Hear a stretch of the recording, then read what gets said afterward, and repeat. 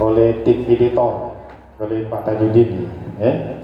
Yang kemarin dibuat seperti ini semua kitab-kitab yang dikeluarkan dari Miftahul Rahmah.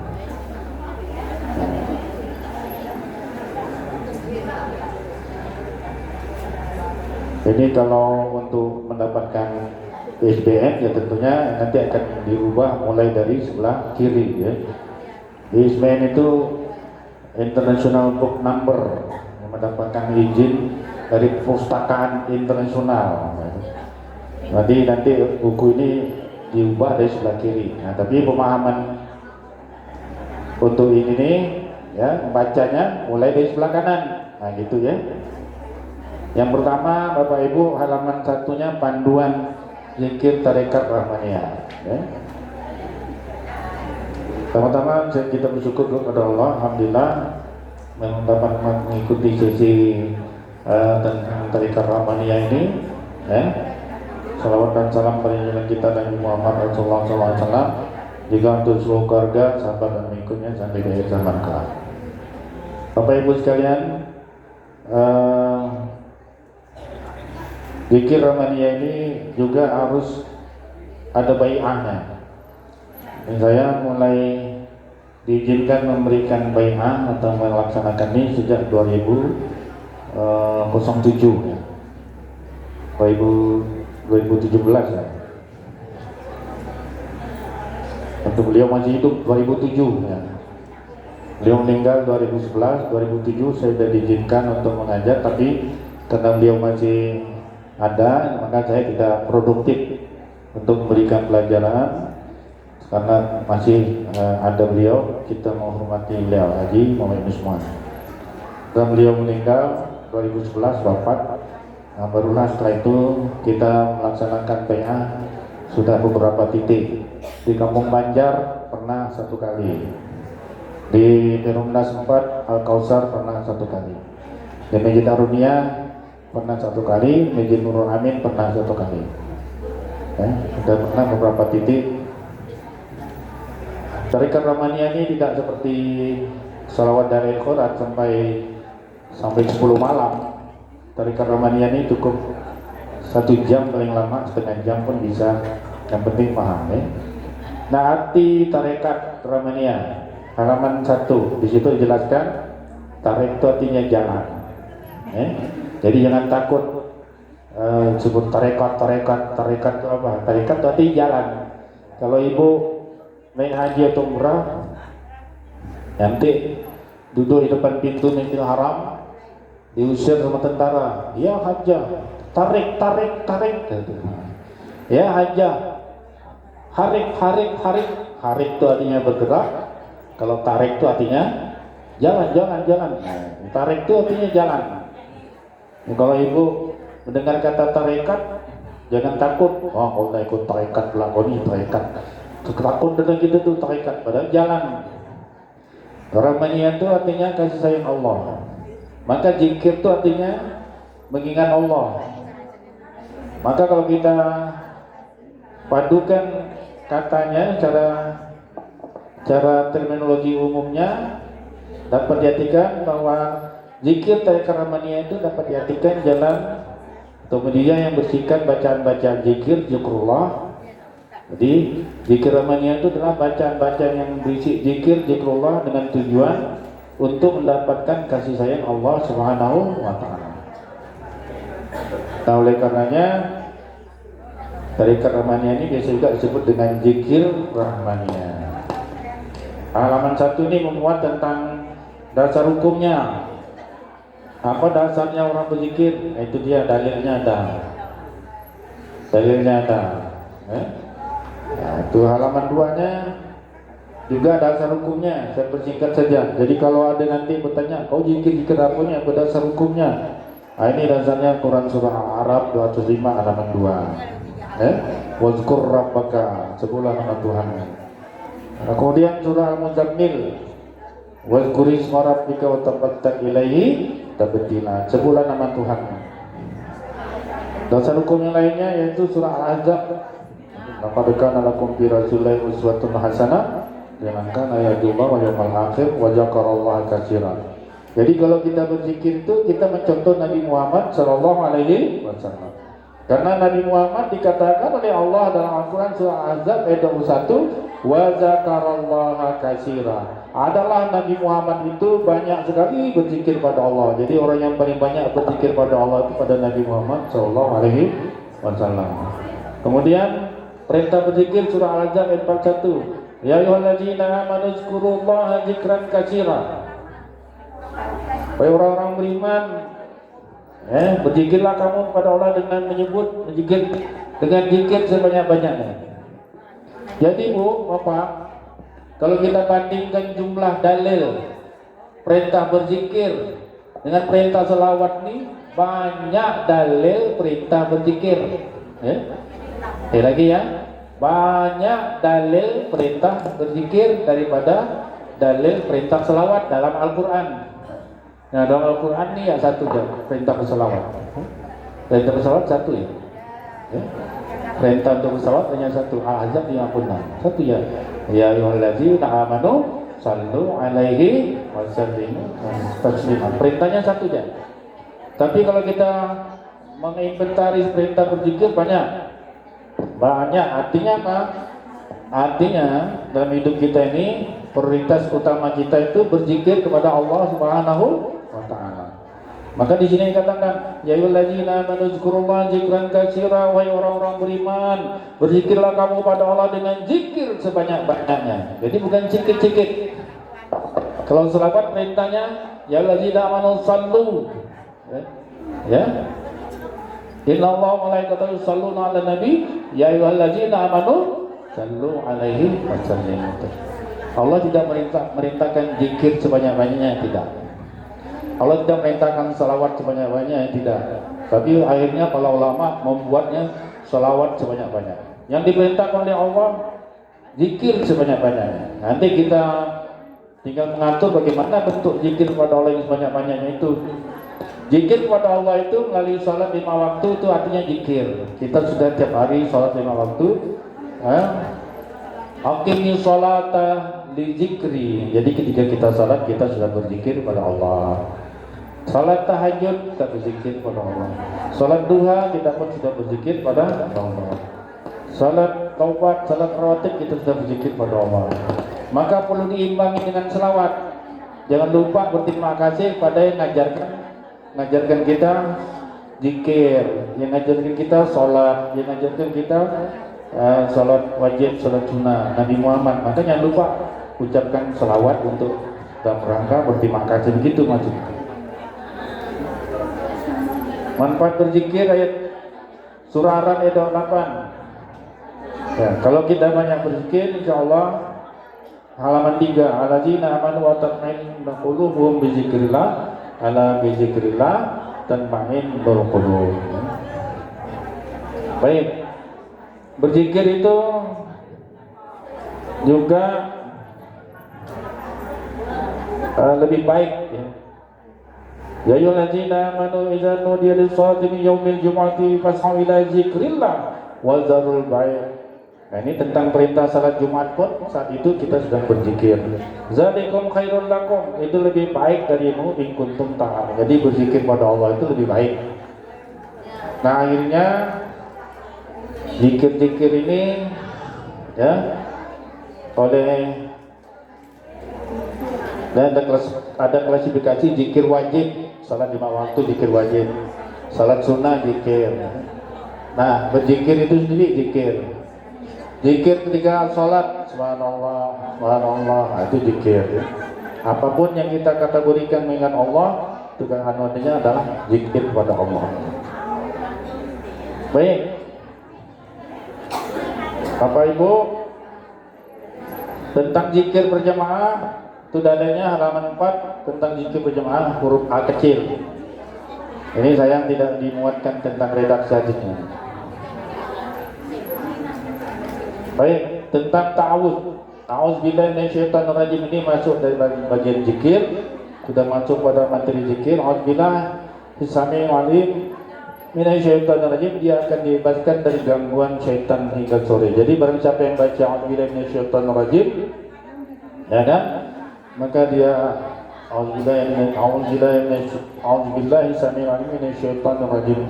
Nah ini kita biasakan membaca auzubillah di pagi hari, maka kita tidak akan diganggu syaitan sampai sore. Tentang bismillah ini dibaca sendiri ya, halaman 4. Sekarang halaman 5 tentang Al-Fatihah. Apa keutamaan Fatihah? Karena zikir Rahmaniyah ini ada juga surah Al-Fatihah yang kita baca. Salawat 40 ada Al-Fatihah. Salawat dalail ada Al-Fatihah. Apa Fatihahnya? Apa keutamanya? Man qara'a Fatihatil Kitab faka'annama qara'at Taurah wal Injil wal Zabur wal Furqan. Jadi kalau siapa saja membaca surah Al-Fatihah, kata Rasulullah, membaca surah Al-Fatihah, maka seakan-akan dia telah membaca Taurat, telah membaca Injil, telah membaca Zabur, telah membaca Al-Quran semuanya. Nah, ini dapat saya rujuk dari kitab Al-Fatihah, tafsir Al-Fatihah Samudra Al-Fatihah B.A.R.I.P. halaman 20. Ibu-ibu, sedikit saya kuatkan tentang Al-Fatihah nih. Kalau ibu-ibu tidak sempat berselawat, tidak sempat baca Quran dalam perjalanan, ya kan? Lagi sakit, perbanyak dan baca Fatihah, ya. Lagi banyak utang, dalam selawat tak bisa bayar, tak lunas. Nah, baca Fatihah tu sampai 50 kali ke, sampai 100 kali ke. Ya, yang belum punya anak, baca Fatihah tu banyak-banyak. Yang pengen nikah lagi, yang belum, baca Fatihah banyak-banyak. Ya, iya. Saya anjurkan baca Fatihah banyak-banyak di grup. Ada grup yang kami buat sudah berapa tahun yang lalu, tahun 1 tahun lebih. Fatihah itu. Jumlah Al-Fatihah itu jumlah hurufnya sekitar 38 sampai 40. Rata-rata 40 lah. Surah Al-Fatihah itu 40 huruf, ya kan? Surah Al-Fatihah itu 40 huruf, ya enggak banyak. Sekian ayat 40 hurufnya. Kata Rasulullah, man qara'a harfan min kitabillah, orang siapa yang baca satu huruf dari kitab Allah, falahul hasanah, maka baginya adalah satu kebajikan. Wal hasanatu asyru amsaluha, satu kebajikan itu dilipat gandakan menjadi 10. Jadi satu huruf Al-Quran sama dengan 10 kebajikan. Paling gampang itu gini, kita paham itu. Satu huruf Al-Quran sama dengan 10 kilo. Nah gitu ya. Kita umpamakan dengan timbangan 10 kilo. Kenapa? Karena dalam Al-Quran, fa'amma man saqulat mawazinuhu fahuwa fi 'ishatin radiyah. Barang siapa yang berat timbangan amalnya, maka dia akan diredai dan dia reda pada Allah. Ya, maka untuk bisa masuk surga itu berat timbangan amal kita yang baik itu harus lebih banyak daripada berat timbangan amal yang buruk. Salah satu jalan untuk mendapatkan timbangan amal yang berat itu dengan baca Al-Quran. Tak sempat baca Al-Quran 30 juz, baca Fatihah saja kita udah dapat 40 ayat. 40 huruf. 40 huruf kali 10 apa? 400. 400 ya. Sekali kita baca Fatihah kita dapat 400, anggap 400 kilo. Kalau mau tuh kadang London dapat 400 kilo. 10 kali kita baca Fatihah dapat berapa? 4.000. 40 kali 10 400. 10 kali berarti 4.000. 4.000 kilo itu udah sama dengan 4 ton. Begitu umpamanya. 10 kali kita baca Fatihah kita udah dapat 4.000 kilo. Itu keutamaan Fatihah itu. Kemarin ibu-ibu majelis salawat Iftau Rahmah ini sudah saya jelaskan di TVRI kemarin ya, Bu Murni ya. Bu Murni bertanya aja di TVRI itu. Ada Ibu Eli pun bertanya ada di TVRI itu. Udah saya jelaskan di TVRI kemarin tentang kajian Al-Fatihah ini. Nah ibu-ibu, seandainya dalam perjalanan tidak bisa baca selawat, dalam perjalanan tidak bisa ngaji Al-Quran, sayang kalau tidak baca Al-Fatihah. Ya? Baca Fatihah kita udah dapat tadi 1 kali, 40 kali 10, 400 kali. 10 kali kita berarti dapat 4.000. 10 kali dapat 4.000. 100 kali dapat 400.000. Hah? 400.000. 4 juta. Semuanya hafal Fatihah. Betul tak? Nah, jangan diabaikan baca Fatihah ini dalam keadaan juga bisa jadi obat. Saya ini yang tidak mau jadi dukun karena saya ini bahaya kalau jadi dukun. Pak Sukan. Kalau ada yang sakit, bacakan Fatihah tuh. Ya. Yang pingsan, yang kesurupan, ya. Yang kemasukan jin, bacakan Al-Fatihah itu sekian kali. Ciumkan, jangan diludah. Tembuh ya.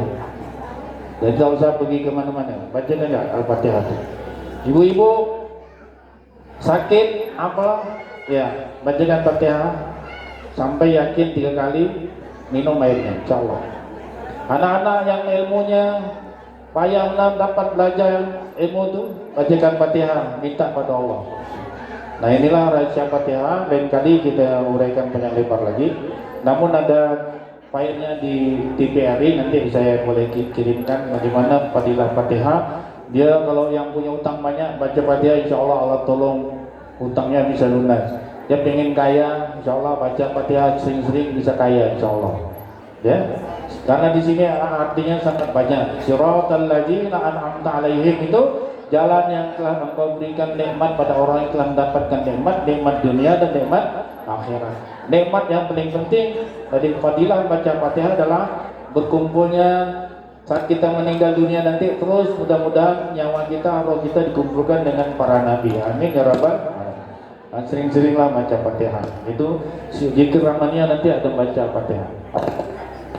Baik ibu-ibu, ya nanti saya langsung ke halaman 7-nya, bahwa bai'ah daripada janji daripada para penerima zikir tarekat Rahmaniyah ini, janjinya hanya sederhana saja. Apabila menyebut kalimat Allah 1 kali, lanjutkan menjadi 6 kali. Apa? Sebut nama Allah sekali, lanjutkan menjadi 6 kali. Itu ya bai'ahnya. Bai'ahnya, misalnya tersebut Allah, lanjutkan Allah, Allah, Allah, Allah, Allah. Misalnya kita terpuji ke Allah, Alhamdulillah, lanjutkan Alhamdulillah, Alhamdulillah, Alhamdulillah, Alhamdulillah, Alhamdulillah. Kayak eho. Allahu Akbar, lanjutkan Allahu Akbar, Allahu Akbar, Allahu Akbar, Allah. Tadi kalau Bang Anton Nanjan jangan bilang pakai eho 6 kali gitu. Allahu Akbar, Allahu Akbar, Allahu Akbar, Allahu Akbar, Allahu Akbar. Itu lain aja. Ini lain aja. Nah insya Allah seperti itu, ibu-ibu, janjinya paham nih ya, janjinya bai'ahnya tersebut nama Allah sekali, lanjutkan menjadi 6 kali. Baik, ini nanti dipahami sendiri saja. Nah kalau kita juga halaman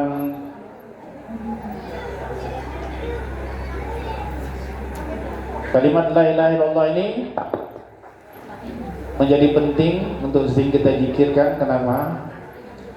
Maka la ilaha illallah fi akhir kalamihi dakhala jannah.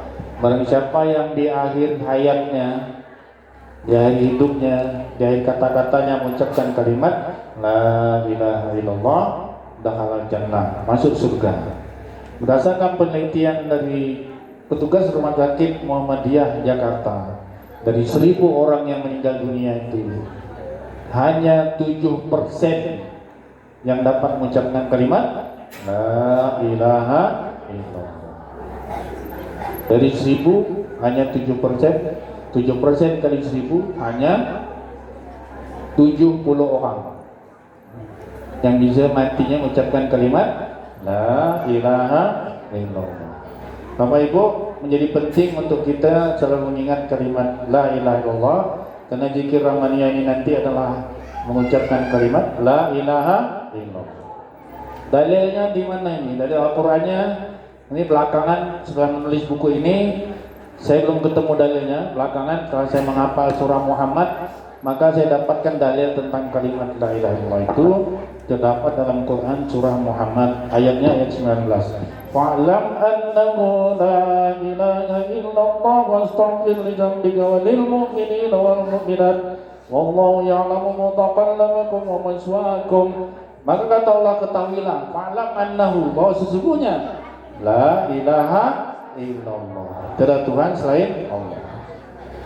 Sedangkan dalam Al-Quran ayat-ayat lain tidak ada kalimat la ilaha illallah yang sempurna seperti itu. Yang ada kalimat lain itu seperti surah Toha misalnya, la ilaha illa anna. Wahai Musa, innani anallah, la ilaha illa anna. Wahai Musa, aku ni Tuhan, tidak Tuhan selain ana. Nabi Yunus tenggelam dimakan ikan apa? Ikan paus. Doanya la ilaha illa anta subhanaka inni kuntu minadh dhalimin. Nah, apa dia Ibu ya? Alhamdulillah. Ini dalam keadaan kejepit boleh juga baca ini. Doa akan terkabul nih, doa Nabi Yunus. La ilaha illa anta subhanaka inni kuntu. Ini Al-Qur'an surah Anbiya. Nah, kalimat la ilaha illallah, kalau Ibu nanti baca Quran cari hanya ada di surah Muhammad ayatnya ayat 19. Nah, kalau tak jaya coba ya cari surah la ilaha fa'lam annahu la ilaha illallah. Kalimat la ilaha illallah ini menjadi penting ya. Dia menjadi awal cerita kita masuk Islam. Orang masuk Islam pasti mengucapkan kalimat asyhadu an la ilaha illallah. Kalau orang tidak mengucapkan kalimat ini, dia tidak bisa masuk surga. Hebatnya kalimat ini, orangnya hidupnya kafir 70 tahun. Kafir 70 tahun. 6 bulan lagi nak meninggal. Dia pun jadi mu'allaf 3 bulan. Begitu 3 bulan jadi mu'allaf, dia pun masuk Islam 3 bulan lagi. Baru 3 bulan atau baru sebulan dia masuk Islam, dia mengucapkan kalimat la ilaha illallah, dia masuk surga. Hebat kan? Yang 70 tahun tadi dihapuskan oleh Allah. Apa dalilnya? Dalilnya surah Muhammad ayatnya ayat 2. Walladzina amanu wa 'amilus salihati wa amanu bima nuzila ala Muhammadin wa wal haqqu min rabbihim kaffara 'anhum sayi'atihim wa aslaha balahum. Orang-orang yang beriman dan beramal saleh, dan orang-orang yang beriman apa yang diturunkan kepada Nabi Muhammad. Nabi Muhammad diturunkan kalimat la ilaha illallah. Begitu dia beriman pada Allah, ya. Apa kata Allah? Bima nuzala Muhammad wa wal haqqu min rabbihim. Kemudian kata Allah wa aslaha balahum. Allah ganti kekafirannya itu, Allah ganti aslaha balahum. Kezalimannya itu Allah ganti. Allah ganti dengan yang lebih baik. Wa aslaha lahum wa kaffara anhum sayi'atihim walladzina amanu wa 'amilus salihati wa amanu bima nuzila 'ala Muhammadin wa huwal haqqu min rabbihim kaffara anhum sayi'atihim. Allah ganti kaffara anhum sayi'atihim, keburukannya diganti dengan lebih baik. Kaffara anhum sayi'atihim wa aslaha balahum, Allah perbaiki kedudukannya. Tinggal 3 bulan lagi masuk Islam, kafir 70 tahun, 72,5 tahun, 6 bulan, 1 bulan masuk Islam, Allah perbaiki nasibnya karena mengucapkan kalimat la ilaha illallah. Jadi kalau orang yang sudah mengucapkan kalimat la ilaha illallah ini sering-sering, termasuk muadzin antum, apa kata Rasulullah? Diharamkan dari api neraka. Ini selama ini kita tidak mengucapkan kalimat la ilaha illallah, lah. Kalau sering mengucapkan kalimat la ilaha illallah, diharamkan dari api neraka kita nih. Orang kafir, orang masuk Islam masuk surga. Ada bapak-bapak dan ibu, maqala la ilaha illallah fi akhir kalamihi dakhala jannah. Barang siapa yang di akhir hidupnya mengucapkan kalimat la ilaha illallah, masuk surga.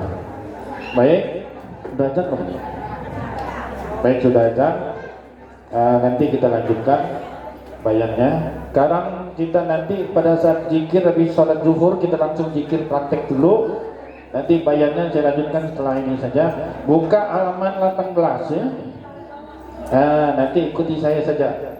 Buka halaman 18, sholat zuhur nanti kita langsung praktekkan zikir namanya ini. Nanti bayannya setelahnya. Buka halaman 18, nanti sholat zuhur kita baca sama-sama, paham? Kita break dulu, kita sholat. Yang belum wudhu silakan wudhu. Buka halaman 18, begitu selesai sholat nanti zikirnya langsung kita zikir tarekat amaniyah. Terima kasih. Assalamualaikum warahmatullahi wabarakatuh. Tolong Pak Anton azan dulu.